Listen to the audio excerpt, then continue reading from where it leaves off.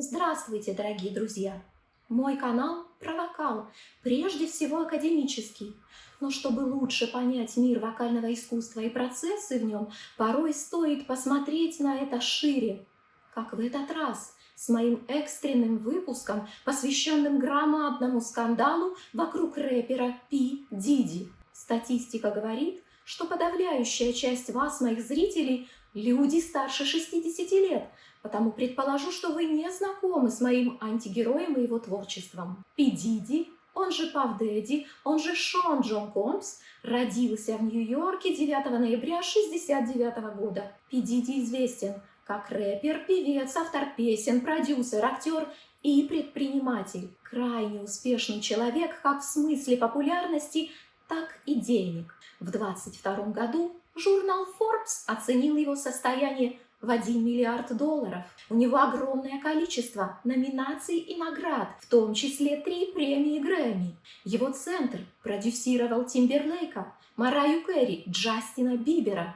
Сливки музыкальной индустрии и Голливуда называют его своим другом. В это число даже входят бывшие президенты США Барак Обама и Дональд Трамп. К слову о политике. По сети гуляют фотографии, на которых рэпер запечатлен с Камалой Харрис. Конечно, вслед за ними в СМИ несутся классические опровержения, что это все подделка. Пи Диди настолько знаменит, что у него уже есть звезда на голливудской аллее славы. Но если вас не пронимает и эта информация, я вам расскажу, какой он замечательный, ведь он следует принципу делиться с обездоленными, занимаясь благотворительностью. Он покупает компьютеры и учебники для школ. В 2005-м он вместе с другом, тоже рэпером Джей Зи, $1 миллион направил на помощь пострадавшим от урагана Катрина. Гарвардскому университету, где он получил степень, он дал $1 миллион на организацию фонда имени себя, чтобы получили возможность учиться те, у кого не хватает на это средств.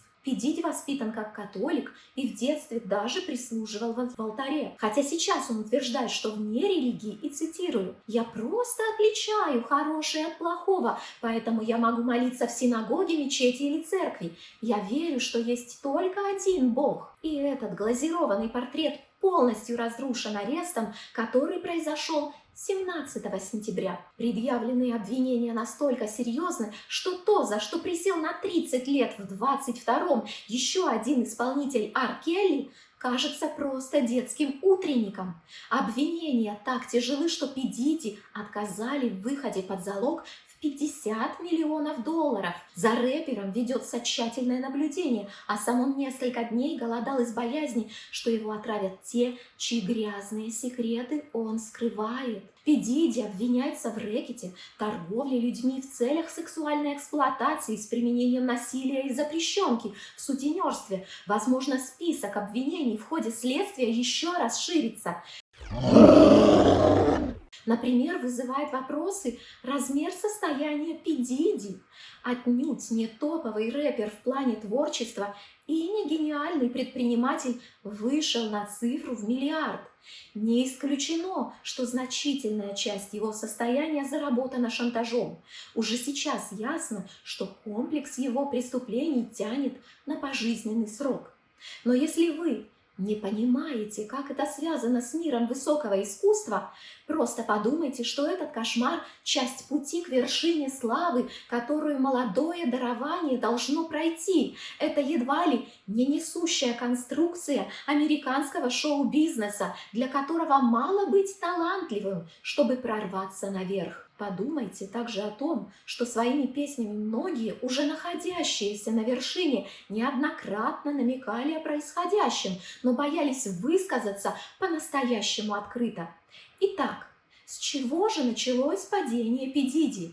Еще прошлой осенью бывшая подруга рэпера Кэсси Вентура выдвинула против него иск о сексуальном и физическом насилии и принуждении. Ранее, до того, как подать иск, Кэсси сообщила Пи Диди, что планирует написать об их совместной жизни и его художествах мемуары, а ему предлагает выкупить на них права за $30 миллионов. Пи Диди отказался в резкой форме, отметив, что ее бонус – это фора. Он дает ей шанс удрать подальше, вместо того, чтобы прибить ее тут же на месте. Тем не менее, как только возник самый настоящий иск, он был закрыт буквально на следующий день, а конфликт, как сообщили общественности, разрешен за искомые 30 миллионов. Тем не менее, через несколько месяцев в сети всплыл ролик 8-летней давности, на котором рэпер жестоко избивает Кэсси в отеле. Иска за истечением срока давности предъявлено не было, но несколько других женщин выступили все с теми же обвинениями.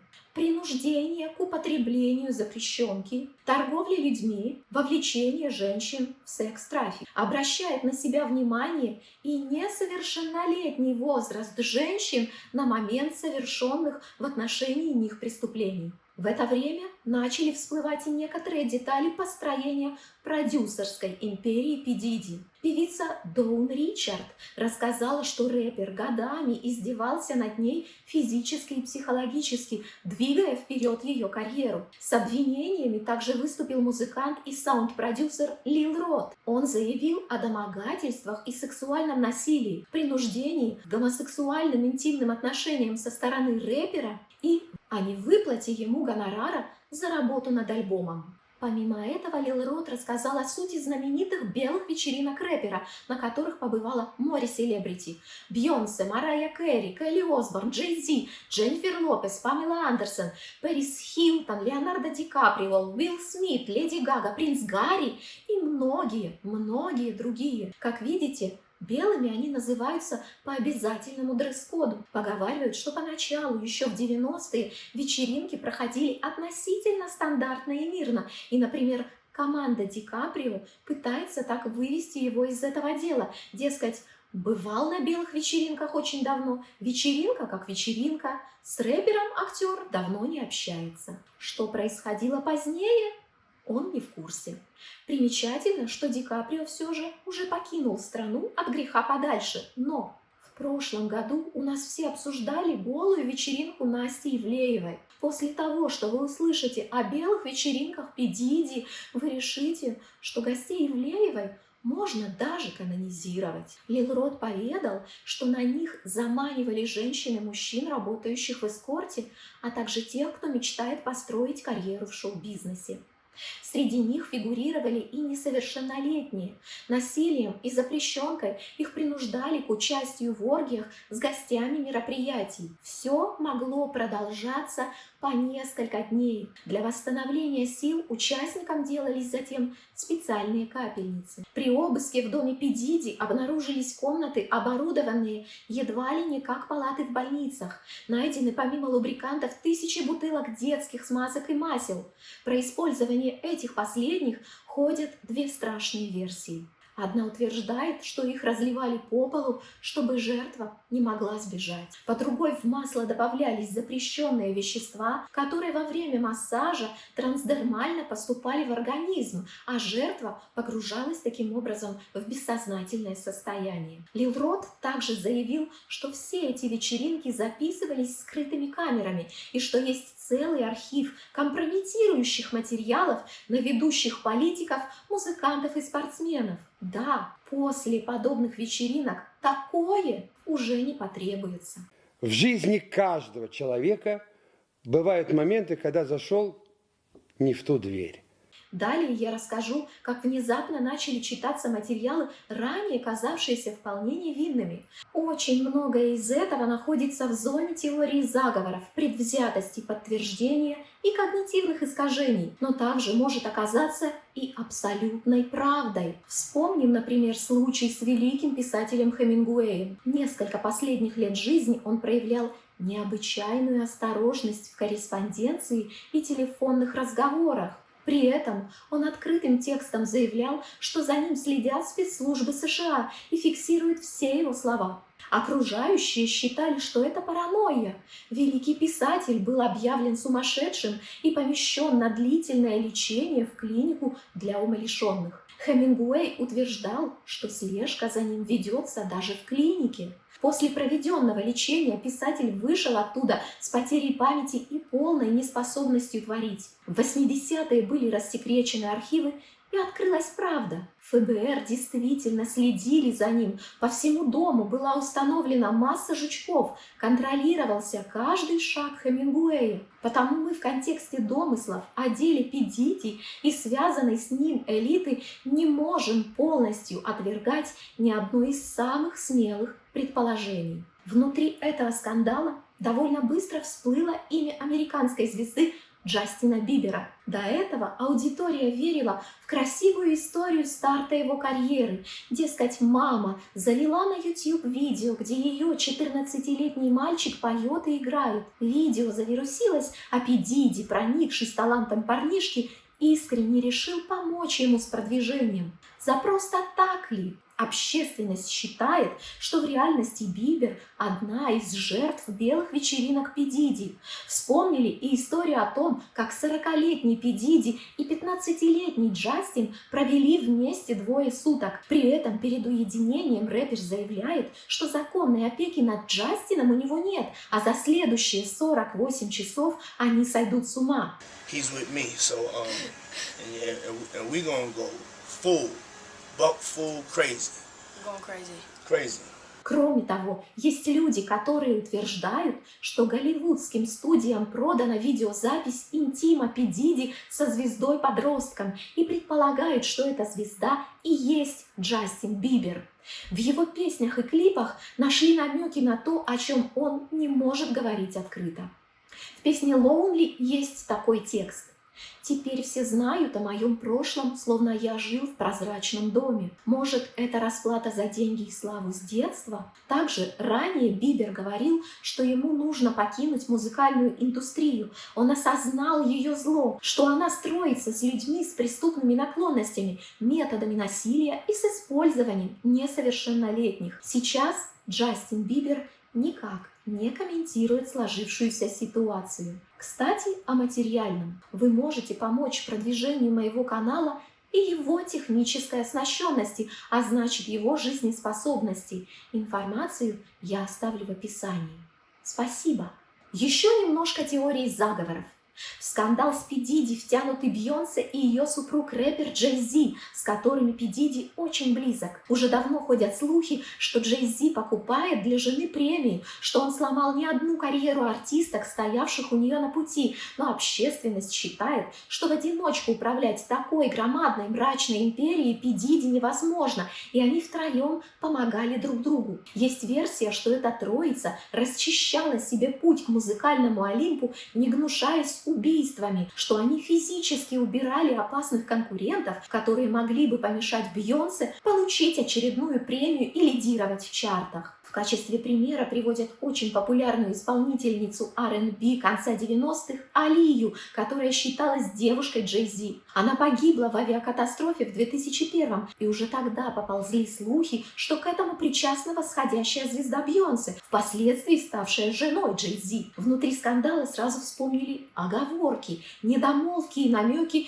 еще одного рэпера-миллиардера Канье Уэста. До последних событий его считали умственно отсталым или сумасшедшим, но теперь его слова и поступки видятся в ином свете. Канье неоднократно заявлял, что большинство его коллег – служители дьявола. Он упоминал, что в Голливуде бесследно пропадает множество людей. А этот ролик из 2009-го оказался недостающим кусочком пазла. На церемонии вручения MTV Video Music Awards Канье вышел на сцену к только что получившей премию Тейлор Свифт и заявил, что в действительности лучшее в этой категории – это номинированное видео Бейонсе. I'm really happy for you. I'm gonna let you finish.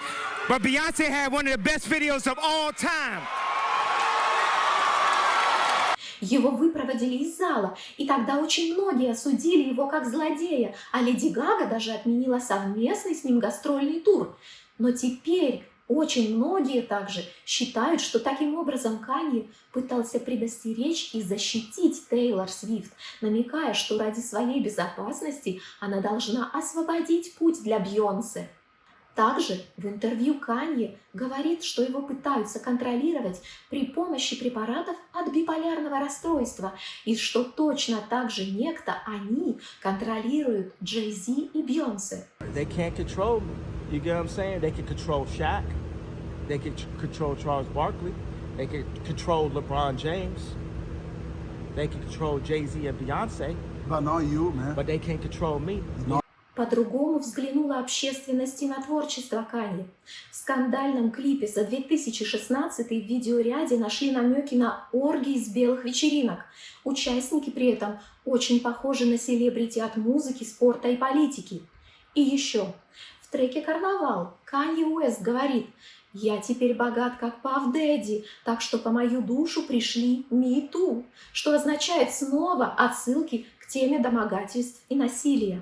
Некоторые считают, что в этой империи зла сама Бейонсе тоже жертва. Бывший охранник, работавший на нее и ее супруга Джей Зи, несколько месяцев назад заявлял, что муж держит звезду на запрещенке, а семейная жизнь зиждется только на финансовых вопросах. За рэпером Джей Зи, к слову, десятилетиями пристально следит часть аудитории, которая считает, что он не раз приступал закон и вскоре может быть арестован, как и его друг Пи Диди. Фигурирует во всем этом и рэпер Эминем, подводящий в композициях к теме войны двух побережий – западного и восточного. Ее жертвами пали в 90-е такие рэперы, как Тупак Шакур и Notorious B.I.G. Война двух побережий – это формально творческое противостояние, приправленное рядом личных ссор и скандалов, но на деле являвшееся переделом сфер влияния и, как следствие, финансовых потоков внутри музыкальной индустрии. Если присмотреться к этому внимательнее, можно обнаружить, что корни данного явления лежат гораздо глубже. Изучая биографии темнокожих американских музыкантов второй половины прошлого столетия, легко обнаружить, что даже самые талантливые из них и материально успешные продолжали жить по законам привычной для них социальной среды гетто, для которой скандалы и насилие – это норма. Приведу 3 примера из 60-х-70-х. Первый – педагогические методы Джозефа Джексона, создателя Jackson's Five. Среди способов воздействия главы семьи на детей, похоже, пряник вовсе отсутствовал и применялся только кнут. Особенную жестокость отец проявлял в отношении Майкла, самого талантливого и перспективного, а с другой стороны – более тихого и спокойного. Считается, что из-за повреждений, полученных в регулярных побоях, Майкл Джексон не мог иметь собственных детей.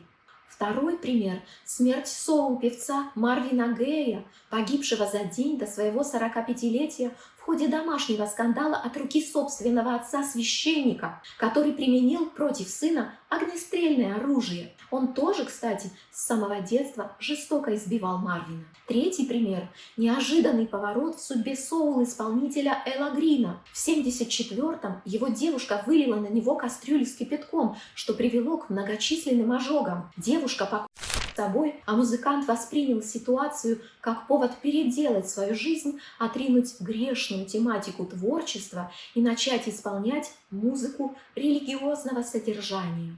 Эти нравы гетто можно и дальше подтверждать примерами из жизни выдающихся музыкантов, и про это я обязательно сниму несколько роликов, потому чтобы их не пропустить, подпишитесь прямо сейчас на канал. Сделайте кнопку под роликом серой. Спасибо.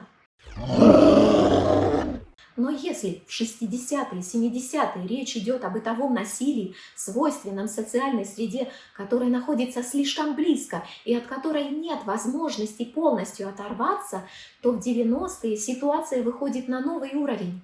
Насилие трансформируется в инструмент решения проблем, активно применяемый организованными преступными группировками в музыкальной среде.